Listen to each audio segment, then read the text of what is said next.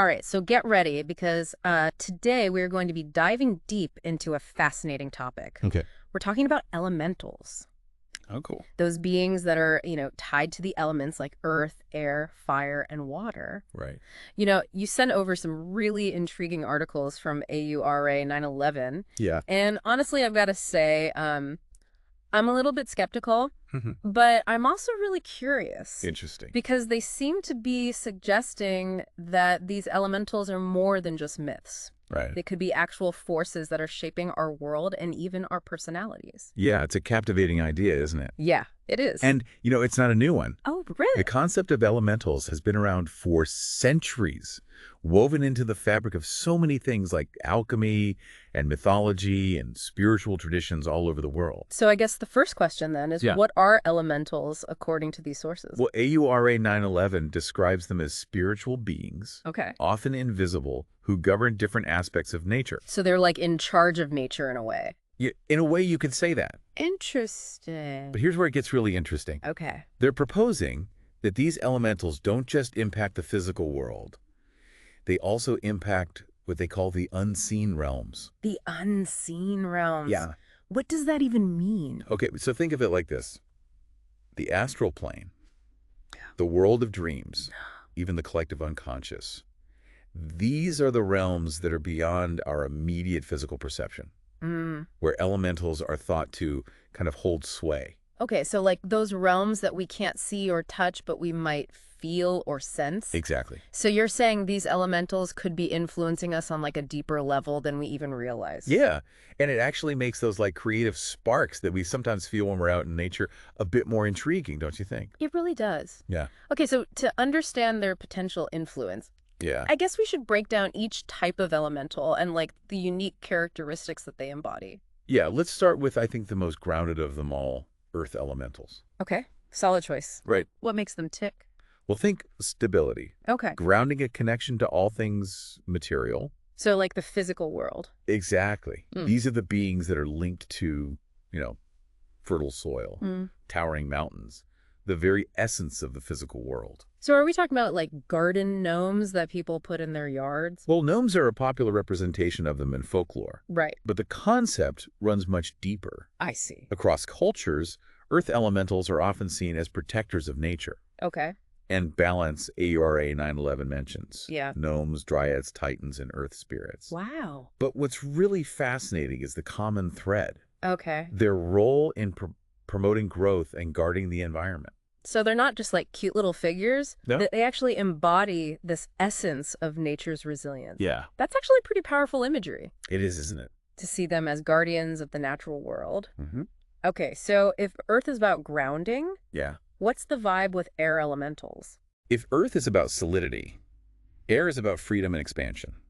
Interesting. They embody communication, inspiration. Okay, And that sudden flash of insight, it's like a gust of wind that brings a new idea. I like that. Interestingly enough, AURA 911 connects them to the qualities of air signs in astrology. Oh, like, Gemini, Libra, Aquarius, okay. all about, intellectual curiosity and connection. Yeah, always thinking, always communicating. Exactly. Do any particular figures from mythology come to mind when you think about air elementals? Absolutely. The Anemoi in Greek mythology, Okay. the gods of the winds, Right. they embody this perfectly. Okay. Each one was associated with a different direction, Oh, wow. and they brought unique qualities to the world. Okay, next up. All right. I think things are about to get a little heated. Oh, boy. Let's talk about fire elementals. All right, let's do it. What's their energy like? Think transformation, passion, intensity, Okay. like a wildfire. Right. That can both destroy and clear the way for new growth. Mm. They represent that primal force within us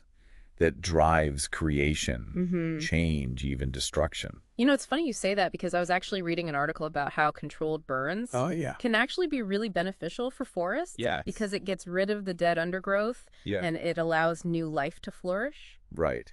That seems to tie in perfectly with this dual nature of fire elementals. It absolutely does. Right. Fire in both its raw and controlled forms is about metamorphosis. It's not just mindless destruction. Right. It's about clearing the way for something new and powerful to emerge. That's a good point. And that's why they're so often associated with passion. Okay. and creativity, that burning desire to create, to forge something new. It makes me think of like blacksmiths or artists. Yeah. People who work with fire, shaping it, molding it into something beautiful. Precisely. Useful. And remember Paracelsus, the alchemist we mentioned earlier. Yeah. He believed that salamanders were the guardians of fire. Yeah. So not quite the cute little lizards we see in our backyards. No. More like mystical beings embodying the essence of fire itself. Exactly. It's a fascinating concept, isn't it? It really is. Well, let's not forget the last element, Right. but certainly not least water. Yes, water. What comes to mind when you think about water elementals? Definitely emotions. Okay. Intuition and Yeah. that sense of just go with the flow. Right. Aura911 mentioned, Mm. undines, naiads, even mermaids and selkies as examples. It's interesting. There's something so alluring about water spirits. I think so too. Yeah, no. What's really fascinating about them, though, Yeah. is their connection to our emotional depths and the subconscious. Yeah. Think about those moments of clarity or profound emotion that you might experience when you're near water. Like when you're at the beach. Yes, a walk on the beach, gazing at a vast ocean. Those feelings could very well be tied to the presence of water elementals. You know, I've always felt drawn to the ocean. So maybe there's like a water elemental side to me that I haven't fully explored yet. Could be. Okay, but before we get too caught up in like our own personal connections, Sure. let's zoom out a bit because AURA911 really only skims the surface of how different cultures view elementals. Right. Can we dive into that a bit deeper? Absolutely. Yeah. I think it's really important to recognize the sheer diversity of representations across cultures. Mm-hmm. Each one offers a really unique lens through which to understand these powerful forces. For example, we have Gaia in Greek mythology embodying the earth itself, like Right. a powerful mother figure. Yes. And then there are the Celtic Fae, those mischievous nature spirits, Oh, yeah. representing like a more whimsical side to earth elementals. Exactly. And let's not forget the fire elementals. Of course not. The Greek god Hephaestus, master of the forge, Yes, embodies the creative and destructive power of fire. definitely. In Hindu mythology, we have Agni, the god of fire, Right, who acts as a messenger between humans and the divine. right. So that highlights the spiritual aspect of this element. Yes. And then there's the jinn in Middle Eastern folklore, Mm-hmm. often depicted as beings of smokeless fire, embodying the mysterious and powerful nature of this element. It's fascinating how many different ways Yeah. they're represented. It's amazing to see how these concepts have permeated so many cultures Mm-hmm. throughout history. It really is. But let's bring it back to a personal level for a moment. Okay. How might we be experiencing the influence of these elementals in our own lives? Mm-hmm. Because honestly, I'm still a bit skeptical about the whole thing. Well, that's understandable. Yeah. But think about it this way. Right. Even if you don't literally believe in beings made of fire or water, Right. the characteristics they represent can offer valuable insights into ourselves Okay. and the world around us. Okay. I'm listening. Yeah. So you're saying even if I don't think there's like a literal fire elemental hanging out in my fireplace, Right. understanding those fiery qualities like passion, transformation can help me understand myself better. Precisely. AURA 911 suggests that feeling inexplicably drawn to a certain element Okay. might signal a connection to that elemental energy. Interesting. Do you find solace in nature? I mean, I do. I love being outdoors. Okay. And do you feel a sense of calm near water, or maybe a burst of inspiration when you're surrounded by trees? Yeah, I actually do feel really peaceful by the ocean. Okay, so paying attention to those inclinations could offer clues about which elemental energy resonates most strongly within you. Okay, I'm starting to see how this could be useful, Good. even for a skeptic like me. Yeah.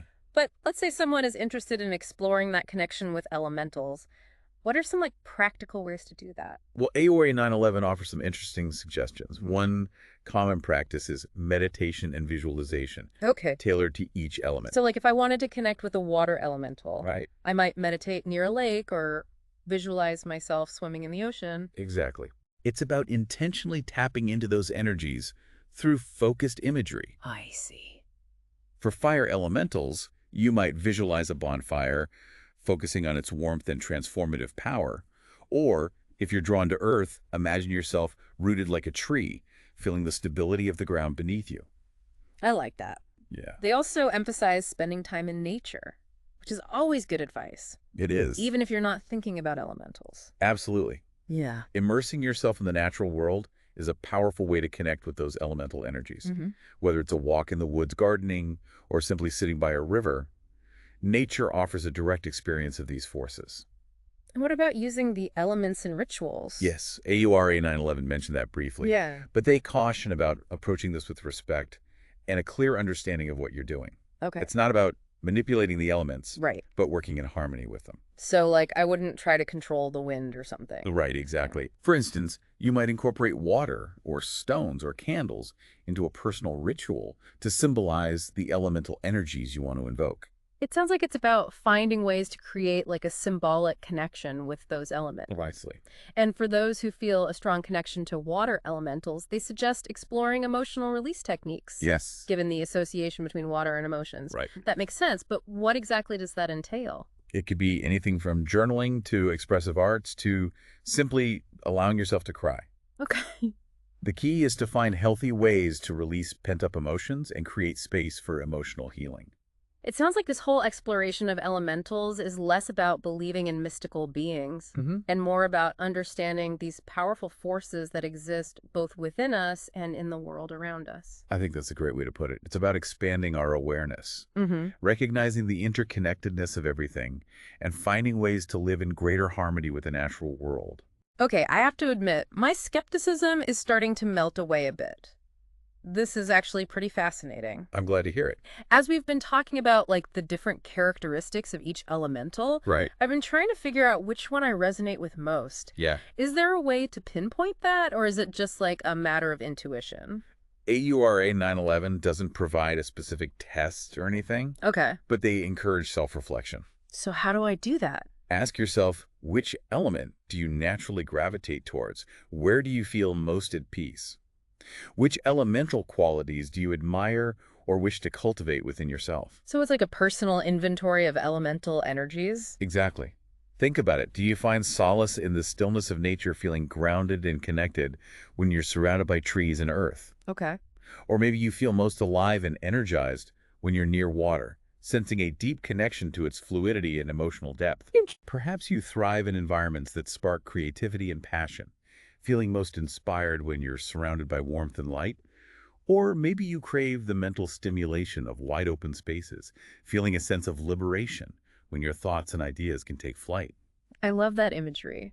It really paints a picture of the different ways these elemental energies can manifest in our lives. Yeah, and it's important to remember that we're not limited to just one element. We are complex beings, Right. and we likely carry aspects of all four elements within us. So it's not about putting ourselves in a box, No. but about recognizing the interplay of these different forces within us. Precisely. And just as nature seeks balance amongst the elements, so too should we strive for harmony within ourselves. That's a great point. If we feel particularly drawn to one element, maybe it's a sign that we need to cultivate more of the qualities associated with the other elements in our lives. Exactly. For instance, if you're a fiery, creative soul, Mm-hmm. perhaps incorporating more grounding practices, Okay. like spending time in nature or practicing meditation, could bring greater balance. Or if you're a deeply emotional water person, maybe you could benefit from embracing some of that air element's communication and clarity. It's all about finding that equilibrium, that sweet spot where all the elements within us can dance together in harmony. That's beautiful imagery. Thank you. And it speaks to the interconnectedness of everything, right? It- Even though we're focusing on elementals, yeah. they're ultimately reflections of that larger web of life, Mm-hmm. the intricate tapestry of energy that connects us all. Absolutely. And perhaps by understanding these elemental forces, we can gain a deeper appreciation for the natural world and our place within it. I like that. It's about recognizing the wisdom and power that reside in nature and learning to align ourselves with those forces for greater balance and well-being. This has been such a thought-provoking conversation. I agree. I have to say, I'm impressed with how much we've uncovered, and I'm feeling genuinely excited to explore these concepts further. Me too. Mm. I hope our listeners are feeling equally inspired now. Before we wrap up, I'm curious, which element are you feeling most drawn to right now? Well, you know, after all this talk about fire elementals and their connection to creativity, I'm feeling a little inspired. Oh, yeah. It's making me want to, like, dig out my old art supplies and Yeah. see what sparks. How about you? That's a tough choice. Yeah. But I think I'm leaning towards Earth. Earth. Yeah, that sense of grounded stability, of connection to the natural world is something I find myself craving more and more these days. Yeah, that makes a lot of sense. You strike me as someone who really appreciates those like simple grounding pleasures in life. I think that's true. But what about you, dear listener? What's resonating with you most after this deep dive? Yeah, what are you feeling drawn to? Are you feeling drawn to the fiery passion of creation, the flowing depths of water, the grounded stability of earth, or the boundless freedom of air? And even more importantly, what might that reveal about your own personality? Yeah. What areas of your life where you might seek more balance? Maybe you're naturally drawn to like the calming energy of water, Yeah. but you're realizing you need to invite in a bit more fire Right. to fuel your passions. Exactly. Or perhaps you're a grounded earth soul Right. who could benefit from embracing a bit more of air's flexibility and open-mindedness. Yeah. It's all about recognizing those elemental energies within us Absolutely. and finding that harmonious equilibrium. And remember, this is just the beginning of your exploration. Exactly. If you're intrigued by what we've uncovered today, Mm-hmm. I encourage you to delve deeper into the world of elementals. Yeah. Read more about the ones that pique your interest. Experiment with those meditation and visualization techniques we talked about. Spend time in nature and really tune in to the subtle energies around you. Who knows what insights you might glean, what hidden connections you might uncover. The world of elementals is rich with symbolism and meaning, and it's waiting to be explored. Well, folks, it's been an absolute blast exploring the fascinating world of elementals with you today. It really has. I have to admit, I started out this deep dive as a skeptic, Yeah. but I'm walking away with a whole new perspective. And that's the beauty of these deep dives, isn't it? They challenge us to expand our thinking, to consider new possibilities, and to connect with the world in a deeper, more meaningful way. So keep those elemental energies in mind as you go about your day. Right. Pay attention to what sparks your curiosity, what brings you a sense of peace and connection. And most importantly, embrace the power and wonder that resides within you, as well as in the world around you. Until next time, stay curious, keep exploring, and may all your deep dives be filled with fascinating discoveries. See you next time.